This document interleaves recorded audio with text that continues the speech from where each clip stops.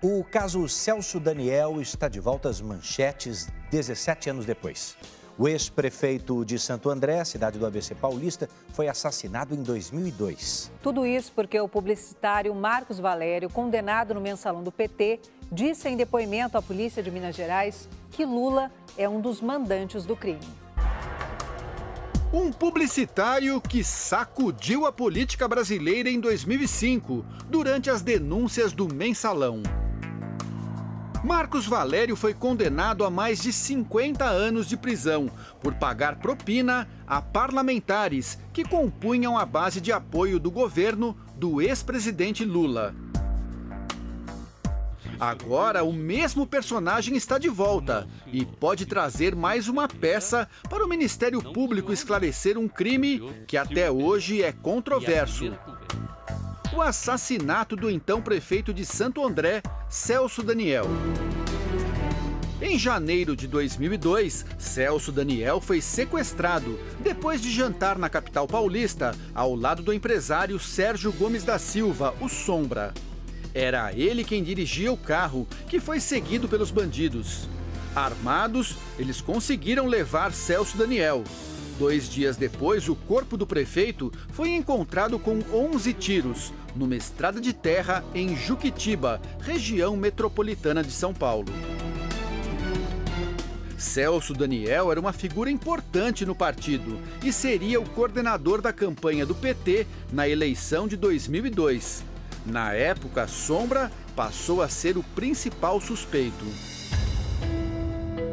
Ele teria planejado o assassinato porque o prefeito queria pôr um fim no esquema de cobrança de propinas de empresas de transporte em Santo André. Sombra sempre negou o crime e morreu de câncer em 2016. A polícia concluiu a investigação como crime comum e apontou como responsável uma quadrilha da região especializada em sequestros. A família de Celso Daniel nunca acreditou nessa versão. Um crime de mando, planejado, de uma espécie de máfia que se instalou na prefeitura. E aí isso precisa ser investigado. O Ministério Público de São Paulo reabriu no ano passado a investigação sobre a morte de Celso Daniel. Os promotores nunca concordaram com a tese da polícia de que o assassinato do prefeito foi um crime comum de sequestro. Os depoimentos de Marcos Valério fazem parte dessa nova investigação, conduzida aqui por Roberto Vider Filho, promotor que atuou no caso na época. O processo corre em segredo de justiça. A Record TV teve acesso ao depoimento prestado por Marcos Valério à Polícia de Minas Gerais.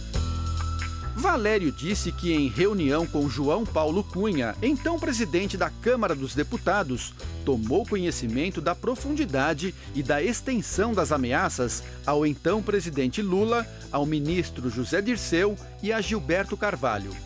O deputado professor Luizinho havia relatado detalhes sobre a morte de Celso Daniel e a existência de um dossiê sobre as arrecadações ilícitas que eram feitas pelo Partido dos Trabalhadores na Prefeitura de Santo André.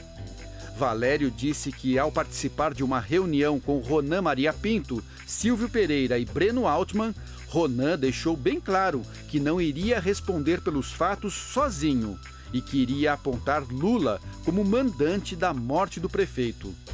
Marcos Valério disse ainda que, após 2005, Lula indicou seu homem de confiança, Paulo Okamoto, para intermediar um diálogo e que, durante uma discussão, Okamoto o ameaçou, dizendo que havia muitas pessoas no PT que desejavam que fosse feito com ele o mesmo que fizeram com Celso Daniel. E que esse incidente deixou claro que havia um envolvimento da cúpula do PT e do presidente Lula na morte do prefeito. Em 2016, Marcos Valério já tinha falado sobre o caso Celso Daniel em depoimento à Justiça Federal do Paraná. Ele revelou a conversa que teve com o então secretário-geral do PT, Silvio Pereira, a respeito da suposta chantagem que Ronan Maria Pinto estava fazendo à cúpula do PT. O termo certo é chantagem mesmo. Mas o senhor ouviu isso do senhor Silvio Pereira ou deles? Não, senhor. Ouvi do senhor Silvio Pereira, não do senhor Ronan, do senhor Silvio Pereira. E a primeira conversa dentro do Sofitel Hotel, na lanchonete do lado de fora, foi explícito isso, que os ministros José Disseu, o presidente Lula e o senhor Gilberto Carvalho estavam sendo chantageados. O empresário Ronan Maria Pinto foi preso em 2017 pelo envolvimento no esquema de corrupção do setor de transportes de Santo André.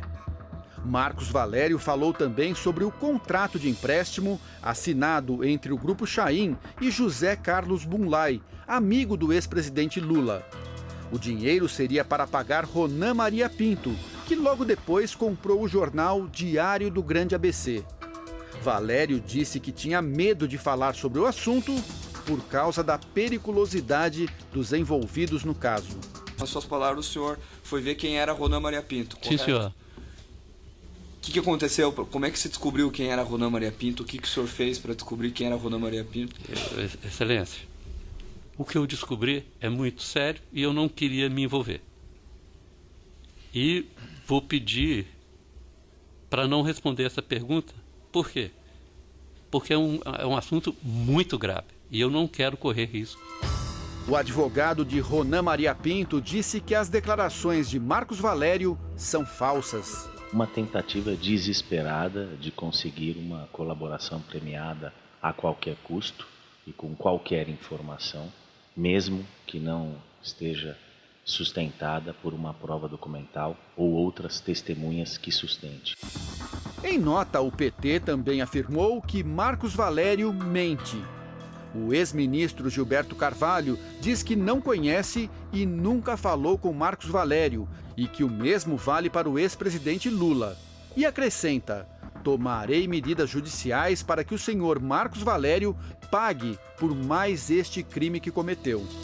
Também em nota, Paulo Okamoto disse que Marcos Valério repete declarações mentirosas e sem provas, que já foram investigadas e arquivadas pela Justiça. Para a família de Celso Daniel, a reabertura é motivo de esperança de que o caso finalmente tenha um ponto final. É um caso que a gente gostaria de ver elucidado.